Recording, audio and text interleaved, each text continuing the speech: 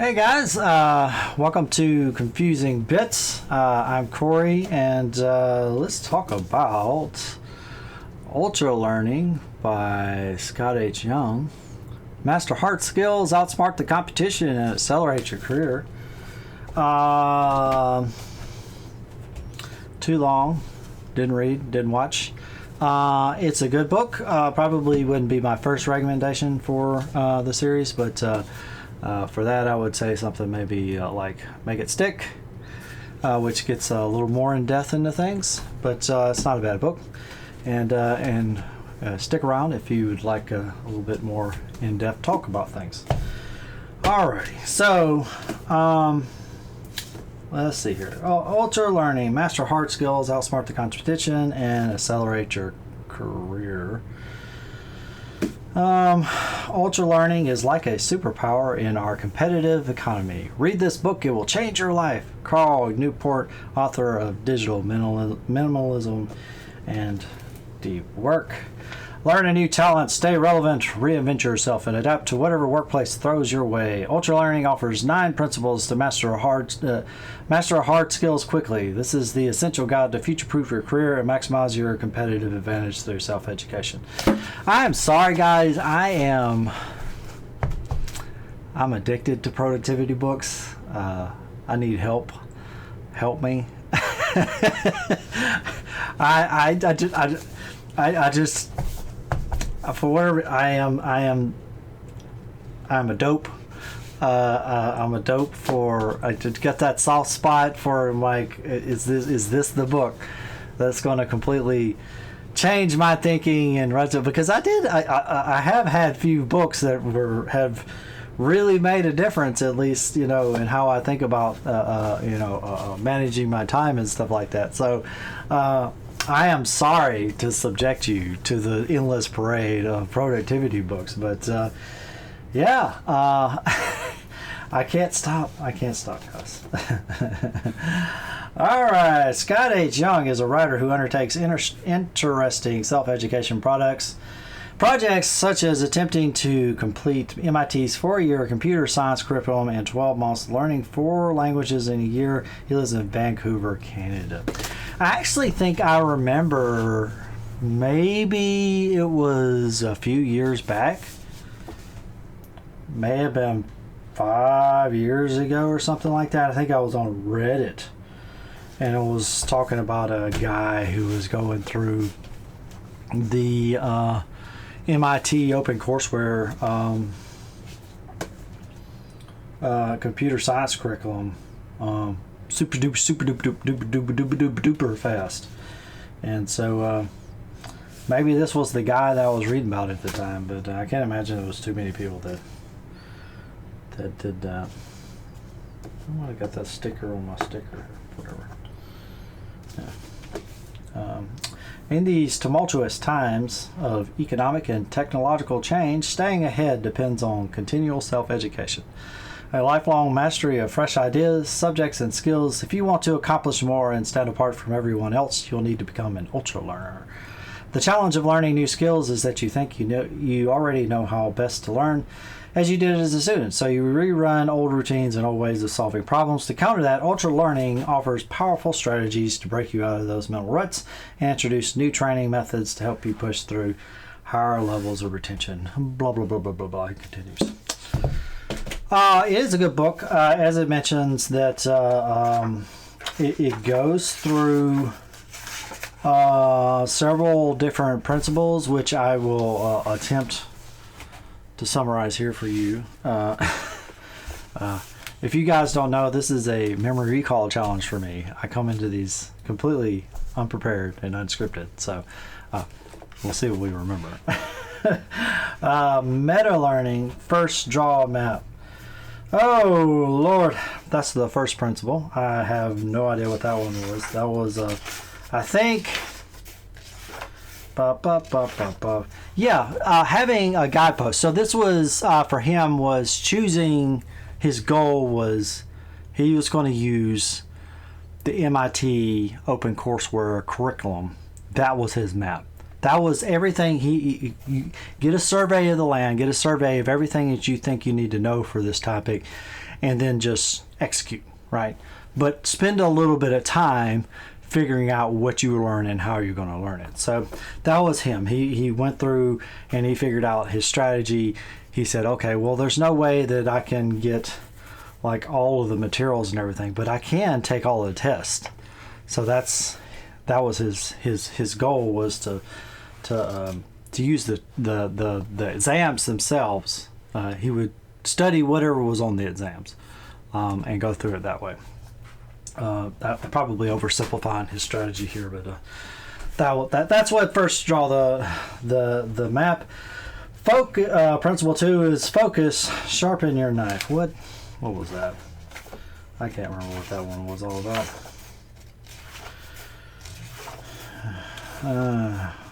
You gotta remember, it's been a month. Focus, sharpen your mind. Oh yeah.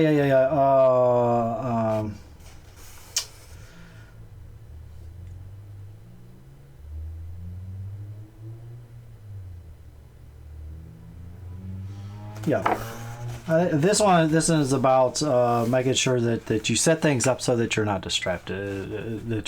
I think it's talking about that you set yourself up that you're not distracted or whatever. Lord have mercy. You can see how much of an impact this book has. I keep forgetting what's going on with this. Okay, so directness, go straight ahead. I have no idea what that means. What is it?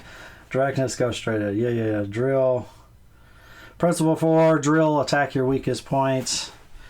So this is kind of a thing that I actually learned from Make It Stick, and they go through it more in depth. It's actually challenge.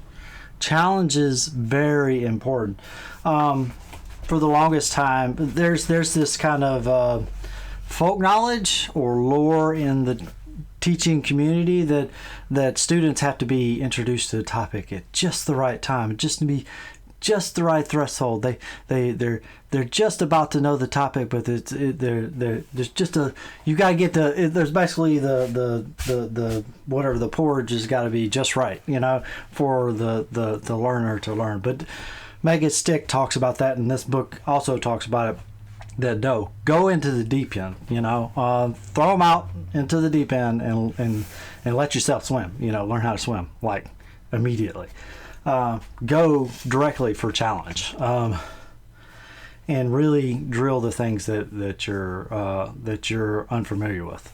And also things that was another thing I learned from the Make It Stick book was don't drill just specific things. Mix all sorts of different topics all at once. The example I used in the other book was the study of, they were studying baseball batters, and the baseball batter practice, they would have batting practice. They would have the 3 different types of balls that's thrown. There's the fastball, there's the curveball, and the changeup. I'm not a basketball person, but I think that's what it was. Basically 3 different types of pitches that were going, and in one group of students, they got all the fastball, then they got all the curveball, and then they got all of the changeups, and they did that over and over and over again. And then another group of students, they just got a random selection. Maybe it was the fastball this time. Maybe it was the changeup this time. Maybe it was another fastball. The order was completely random. And I'll present to you before I say what happened, in case you don't know. What do you think was more effective for making them better batters? Yeah, it was the ones who got the random selection, right? Because that's how the play actually works. So it kind of goes against the notion that drills, where you drill like one thing over and over and over, and then you move to the next thing and drill that one thing. Actually, no, you should be interspersing everything that you're learning. You should be constantly changing things up that you're challenging as you're doing curriculum. So you shouldn't study just your physics and then just your math and then just your English. You should do a little bit of physics and then a little bit of math and then your English and then your anatomy or whatever. All your subjects should constantly be challenging yourself and not just focusing on one thing. Principle number 5 is retrieval, test to learn. That was another thing that also the Mega Stick book talks about, is that testing gets a bad rap, teaching for the test and whatever else, but teaching gets a bad rap in schools, and the teachers aren't teaching anything but just for the test. Well, it turns out that's one thing that teachers are getting right as far as learning is you have to test. You have to test students so that you have to test yourself to know where you are on your learning journey. And the best way to learn fast is to test yourself often and get that fast feedback. The key principle here is fast feedback. Making sure you're constantly getting feedback on where you are. That's how you get good at things, is feedback. Anyway, principle number 6: don't dodge the punches. I have no idea what that is. Retention: don't fill a leaky bucket. I remember talking about a leaky bucket, but yeah. Principle number 8: intuition: dig deep before building up. I think this was talking about don't be afraid to really drill into a topic. Just keep drilling into the topic, and why, and why, and why, and why, and why. The question when they're 4 or 5 years, why? Keep asking why. Keep drilling. One of the programmer personality people that I really respect. What's this? Scott Hanselman. I'm a programmer.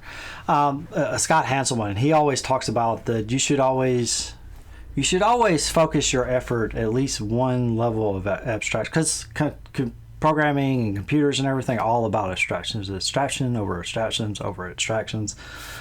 And he talks about you should always understand one level deeper than the level of abstraction you normally work on. So if you're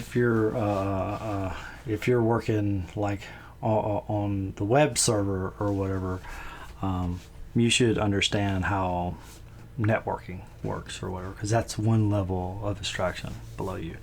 That kind of thing. Basically, digging a little bit deeper than what you may absolutely need, right? Because it gives you more context and nuance, right? You a little bit understand like some of the sticky points at the abstraction level that you're at.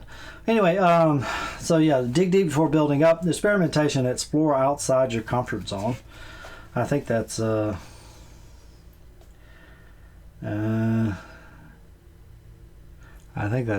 self-explanatory, but I don't remember exactly what he said. So, yes, and then the one of the chapters is choosing your first Ultralearning project. He offers some tips and everything, because all of this is really teaching you. The book is really about teaching you about Ultralearning, some of the tips and everything, and then also how to start your own. So if you want it to go to do this, MIT OpenCourseWare curriculum and do it in 12 months, if you wanted to, you could do it, and or if you wanted to learn a language in 6 months or something ridiculous. If that's your Ultralearning project, the book is about choosing that project or whatever. And then the last chapter is unconventional education. I don't know what that was. If it seems like I'm kind of glossing over this book, I think it's because I had first of all, we mentioned this before, but the Make It Stick book was really good. And I think it's because I was so recently presented with a lot of the ideas. This book was representing a lot of ideas that I so recently read. And this one, that I was kind of tuning out. I wasn't really soaking up, the sponge or whatever. But not really. I didn't really ultra learn this book. But I think if you were really interested in learning things quickly, I got this book because being able to learn things faster is something that's really important to me, because I'm in tech, so it helps to always be apprised of latest things and going ons and stuff like that. But the thing that I'm kind of getting a handle on is that the type of work that I do, and I think a lot of people really do, if you really think about it, it's not like we're learning a collection of facts. It's not like anatomy and physiology, where you're just learning a bunch of Latin names for things, and that's that. Flashcards, we don't do that kind of learning anymore. We're learning freaking algorithms, and new programming languages. Like here's the Elm programming language, we're learning Haskell, another programming language, which is not something I can't put on a flashcard. It's really, you just sit down and you just try things. And I'm hoping one day I'll come across a book that's like, here's the secret to learning these skills instead of knowledge, because I think the Ultralearning really works for, I know he talks about computer science and everything, but I think I'm sure he learned how to program at a very minimal level. Believe it or not, you go to computer science curriculum, a lot of computer science majors don't actually really know how to program after they finish the program. They can tell you what a linked list is. They'll tell you what a hash map is, but maybe they might even not even be able to implement that in a particular language, from rote or whatever. Not that you need to be able to implement, because those are libraries. You just pull them in. None of you guys know what I'm talking about. But anyway, point is, they have a bunch of knowledge oftentimes, and they don't know how to actually apply it because they haven't been actually practicing programming. Not at the practical programming. They haven't been practicing practical programming skills instead of focusing on that. Anyway, I'm getting off topic. My point being is, this book talks about computer science curriculum, and he talks about he needs to keep his he's not actually using his computer science skills. Like occasionally he'll do something with Python to which is the programming language, to help him automate something, but he just does that just to keep the skill up. But I get the sense, just the whole thing I'm talking about, I got the sense that he's not actually using anything that he actually learned. It was just a bunch of knowledge that he crammed into his head, and he's trying to keep it there. But that's the problem I have with a lot of these things and everything. They depend on constant refreshes and everything, and that's not been my experience with learning. At least maybe I'm doing it completely wrong, but my experience with learning is you remember the stuff that you use, right? Like you remember the things that you're using every day, and And then you have to maybe you have to look things up. You remember that this thing exists, and then you go look it up whenever you need your memory refreshed because you don't use it that often. Let's say I don't remember how to change my brakes, but I do know that little squeak whenever you go to stop your car is, maybe your brakes are going bad, especially if it keeps doing that and you start hearing scrubbing. You're like, okay, well, I don't remember exactly. I don't know exactly how to change the brakes on my bike, but I know that I could just Google search to figure out how to do that, whereas like in Ultralearning, or this kind of rote learning, kind of flashcard kind of style learning that a lot of the studyaholics talk about. I've been down this rabbit hole for a little bit, if you can't tell. But a lot of these focus on rote study things, which had the appearance of learning a lot, but aren't really. You're not really learning anything of any use because you're not using it. If the things you're not learning are not useful, then why are you learning them? Which is kind of the problem with that education is having with like this.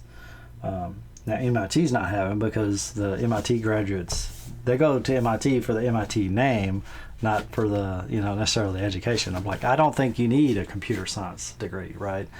I think it helps some people to have that structure to learn and everything, but I don't think you need to actually go to school. It's something that you could teach yourself for far, far cheaper. It is worthwhile to go if that's what you want to do. You're not wasting your money because it's a high income field, so you want to get your money back. But maybe if you want to save a buck, maybe just start Googling and learn the programming language, learn JavaScript, and away you go. Anyway,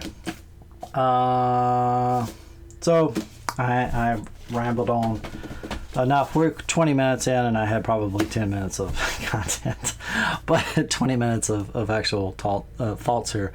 But anyway, this was Ultralearning by Scott H. Young. Final verdict is it's good, again, but you probably want to read Make It Stick first. Anyway, I'll catch you guys on the next one. Bye.